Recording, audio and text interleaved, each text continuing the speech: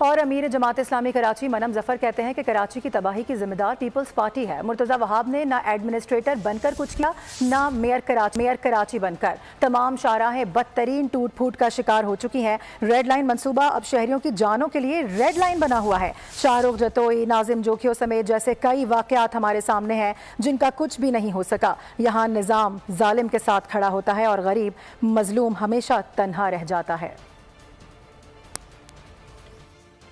کے اندر ظالم طبقہ جو ہے وہ کسی بھی واقعے کے بعد متحد ہو جاتا ہے، مجتمع ہو جاتا ہے، اس ظلم کے خلاف یکجا ہو جاتے ہیں اور مظلوم تنہا نظر آتا ہے۔ یہ ایک واقعہ نہیں ہے، یہ پہلا واقعہ نہیں ہے۔ شہر کے اندر سینکڑوں ایسے واقعات ہیں جس میں نظام ظالم کے ساتھ کھڑا ہو گیا، مظلوم تنہا رہ گیا۔ شاہ زیب جتوئی کا واقعہ لوگوں کو یاد ہوگا۔ جماعت اسلامی کا واضح مطالبہ ہے کہ جو خاندان متاثرہ خاندان ہے اس کو انصاف دلایا جائے، کہ ہم پوری قانونی معاملت کریں گے اس خاندان کے ساتھ۔ اس وقت جو شہر کراچی کی صورتحال ہے اس کی براہ راست ذمہ دار پیپلز پارٹی کی حکومت ہے۔ پیپلز پارٹی کی حکومت کراچی دشمنی کر رہی ہے، انفراسٹرکچر تباہ حال ہے۔ مرتضی وہاب صاحب آپ ایڈمنسٹریٹر رہے ایک سال گزر گیا، آپ قبضہ میئر ہیں، آپ سے جہانگیر روڈ نہیں بن سکی۔ رہی صحیح کسر ریڈ لائن کے نام پر یونیورسٹی روڈ کو کھود دیا گیا، صفورہ سے لے کر ملیر کینٹ سے لے کر جیل چورنگی تک آپ نے اس کو کھود دیا۔ یہ تو انسانی زندگی کے لیے خطرہ بن گئی ہے، ریڈ لائن بن گئی۔